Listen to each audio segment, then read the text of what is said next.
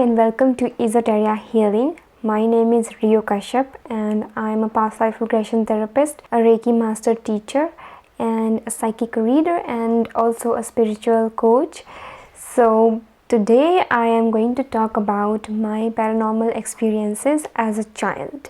Now, I have had paranormal experiences all my life, starting from my very childhood, and I have been having them even as an adult.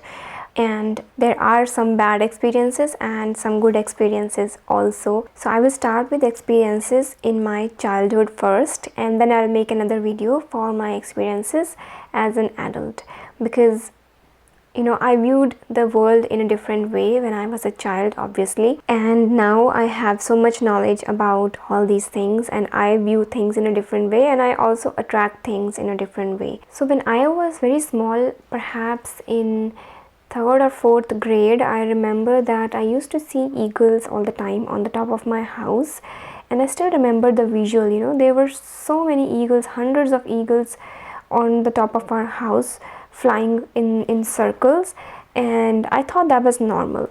And I mentioned that to my mom, that there are so many eagles on our terrace, why is that? But when she went up with me and I said, there they are, can't you see them? And she couldn't see them. There was nothing. That was something weird, and she took me to a Baba for jhad fook and all that. So we did all that, but it never stopped. I was still seeing them, but then I stopped mentioning it to anybody, because I figured that it is not good or not correct to see some things. So I stopped repeating the same thing to other people and my mom from that point on, and then I stopped paying attention to it after some time. The next incident I had was when I was, I think, in 10th grade. That is when we have our board exams in India, and I had my exams at that time, but we had some relatives come to our place, and there was no beds available for us kids to sleep. So we were fine with sleeping on the carpet, me, my real sister, and then my cousin, and we were sleeping on the carpet, side by side. But for some reason I wasn't able to sleep until 1 a.m. and at that time I started hearing a child who was crying, like any normal child would cry, and the first thought that I had was that my cousin is crying. So I went to her on the other side and I looked at her, but she was fast asleep. Nothing was wrong with her, and I was like, okay, maybe my ears are ringing. So I came back to my place and I just lied down again, and then I heard the voice once again. So that kept happening for a few minutes, and I figured that there might be a child outside in the streets. But then I thought, it's 1 a.m., who would be in the streets? What child would be in the streets at this time crying, and why is nobody coming to him to help or something? So I was a little concerned by now, and then I was like, okay, maybe there's a child in the hospital. So we have a hospital that was on the ground floor, and our house was on the first floor at that time.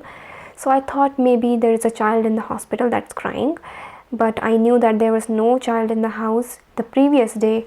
So if somebody has come in right now, my dad needs to go down to see the patient. But he didn't wake up, and nobody came on the first floor to call my dad. So I was wondering what's happening, and while I was thinking about it, I started hearing women crying. So there were a lot of women crying along with children. Now I thought that, okay, maybe somebody died in the neighborhood, that is why there are so many people crying. Then I grew more concerned, and I wanted to ask my mom to get up and go outside and see who has died, or if they need our help or something. But while I was thinking all this, the sounds kept getting louder and louder and louder. So by this time I could feel as if all those women and children are crying in the next room, and I was starting to get scared now at this point of time, and I was just thinking about what I need to do right now. And the sounds grew so loud that I felt like all of those women and children were sitting all around me, and I was in the middle, and all of those women and children, they were crying like anything, just howling it was so scary for me as a child. I had never heard crying and howling like that before. It was like a whole group. There must be like 20-25 people that were crying all around me, and I was lying down in the middle. And by that point of time, I figured that it was something paranormal, and I kept my fingers in my ears and blocked my ears in order to block out the noise, but nothing happened. I could still hear them, and I got very scared. My whole body froze. I couldn't move, and I had my blanket over my head. At that point of time, I just wanted to get up and run. And somehow I gathered my courage. I ran and into my parents' room, and when I entered my parents' room, I couldn't hear anything anymore. And then I figured that I don't want to go back into that room, although I was concerned for my sisters, but I was so scared that I didn't even want to look into that room.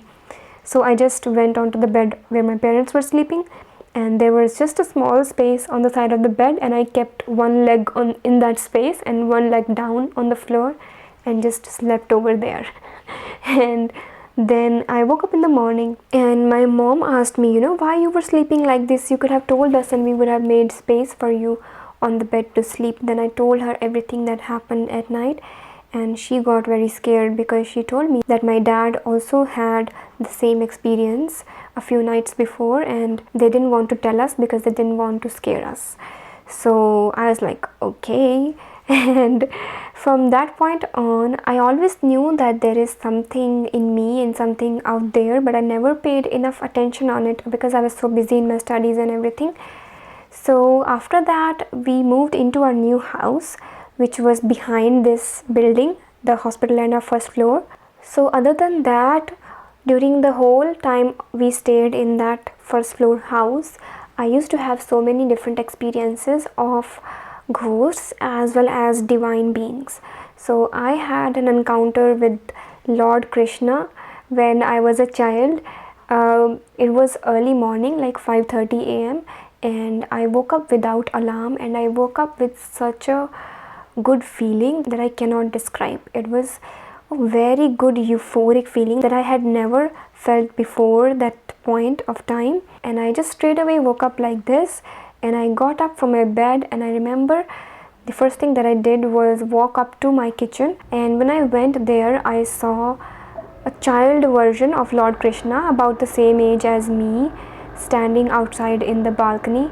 And I was in such an awe that I forgot everything.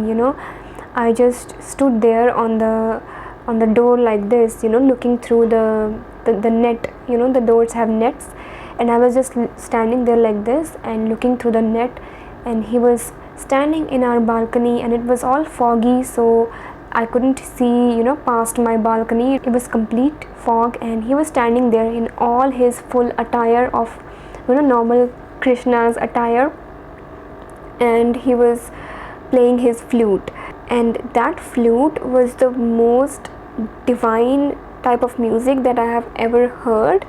And I still remember that. I don't remember the tune, but I still remember the feeling that it gave to me. And as I was watching him from the door standing like this, he was just playing his flute like this, and then he put his foot down. He was standing on one foot before, so he put his foot down and put his flute down, and he looked at me like this and smiled, and he gave me such a beautiful smile. And then I ran back to where my mom was sleeping to wake her up and show her Lord Krishna, But when she woke up and I looked back towards the door, he wasn't there. So that was one of the most beautiful experiences of my life. Then other than that experience, I have had more paranormal experiences with ghosts in that house. Every night when I used to sleep, I used to hear like footsteps with a hard woody shoe walking on a wood floor. So the steps would be like tuck, tuck, tuck, tuck, tuck. It always used to be 5 steps, and I used to hear those footsteps almost every single night. And those footsteps came from a height where there was no building, it was all empty plots, and the footsteps came from that height where there was nothing that anybody could have walked on. And I told my mom about that, but she said that it must be the car repair shops or something like that. But it went on the whole night. Who is pounding on something the whole night only in 5 steps? That happened almost like every night, and I got quite used to it, and I used to sleep to that sound. And then I also felt very, very airy and weird from that area. The whole plot behind my house, it was all very weird area. I never felt like going into that area ever. And there was a house next to that empty plot, and that house was abandoned. So it was a new house, it was newly built, but it was abandoned because the owners, they faced high paranormal activity in that house, so they were never able to stay in that house. They built that house and they left it. Eventually we went on to buy that empty plot next to our hospital and first floor house, and build a house there. So we built a house there after my 10th or 11th grade, and then we moved into that house. Now I didn't expect anything to happen in that house because all the pujas and everything was done properly, but I faced a lot of paranormal activity in that house, and it is still there to this day. And it is such that I cannot stay in that house. Whenever I go there, I have extreme stomach pain, like somebody has just stabbed me with a knife and twisting that knife in my stomach. And whenever I have that pain, I went on to doctors, I had n number of tests, and nothing ever came out. But it happens every single night that I stay in that house, because that entity doesn't want me to stay there, because I am the change maker. If I stay there, I'm going to clean everything out, and she doesn't want that. So when I was living in that house, again I used to have my 11th and 12th class exams and all of that. I was a very studious person, and I wanted to study properly, so to get good marks and all that, to get into a good college. I used to hear so many noises in the house. Even in the afternoon when I'm sitting down to study, I would hear noises in the living room. For the initial few times, I felt like somebody has come into my house and is now fighting in the living room. So I got startled, because my parents only used to come to the house in late afternoons for lunch, but not at 11, 12 or something like that. So I used to hear those noises at around 11:30, 12 o'clock when I would be sitting and studying. And those were like a few people, mostly men, fighting with each other. For the first few times, I would just run into the living room to see who's there, and there would be nobody. And after I did that 1 or 2 times, those noises would stop. So I was quite sick and tired of those noises, because I really wanted to study. So I figured out by that time that they were paranormal. So one day I just shouted at them. I told them, please stop, because I need to study. I just literally shouted this. I asked them to stop in Punjabi, and after that I never heard them again. So that was something good that I did. I figured that shouting helps remove at least some kind of paranormal activity. But then there had been so many things that happened in the house after that also. There are entities that influence the people who live there. I used to hear whispers whenever I slept with my parents. I used to hear whispers in my ears, because I am just sitting next to my parents, and as soon as I hear that whisper, if it's my mom I'm sleeping with, she would be like, she would start doing like that as soon as I start hearing those whispers. So initially I felt like I'm going mad or I'm hallucinating, but when I saw that happening, I was sure that it was something else happening. And at that time I didn't have the knowledge of what was actually happening.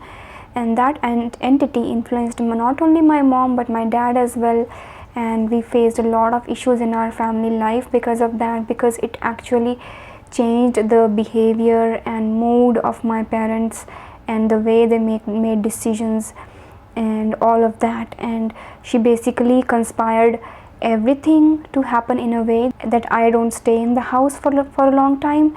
That is the only thing left that she can do with me. Why am I calling her a she? Because I know it for a fact. I've had the feeling forever, and also because the voice that I hear in the whispers is of a woman.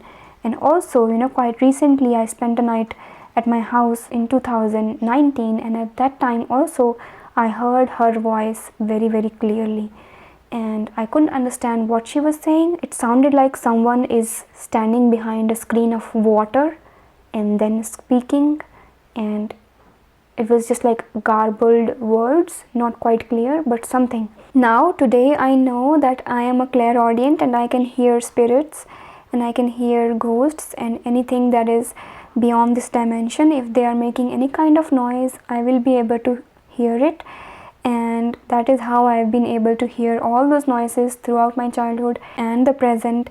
And that entity, it still lives there, and I'm pretty sure that she is the one who haunts that abandoned house also. And because our walls are joined together, she is claiming the whole area as hers. And not only that one entity, but there are so many other entities in that area, and I believe that the whole area is haunted. Actually, that whole area was once a part of the Harappa civilization, and if you dig the ground, you will find many, many remains of a very, very ancient civilization. So I believe a lot has happened on those lands, and in order to clear those lands, we need expert help that we haven't got till now. And the only expert help that we got was me. I wanted to clear my house with Reiki, but that entity wouldn't allow me to even live there for one day. So basically, it's just that I need to spend more time there and to try different things in order to get those things out. And with that, I finished today's video, and I will follow up with another video about the paranormal experiences that I had as an adult and as a now spiritual coach, because I understand these things quite deeply now, and I understand how these things happen and what I can do about them. And I have stopped getting scared of my own psychic abilities of being able to hear these things. So I see the reality, I see my experiences from a whole different light now. So I can analyze my experiences in a different light now. So if you want to hear more stories from me like this and more experiences, and I will also be sharing a lot of spiritual knowledge on this channel. So if you want to learn more about spiritual development, psychic development, please subscribe to my channel and hit a like and leave a comment down below. It will help other people to also get the video in their feed so that they can also learn. So I'll see you in the next video now. Have a happy rest of your day.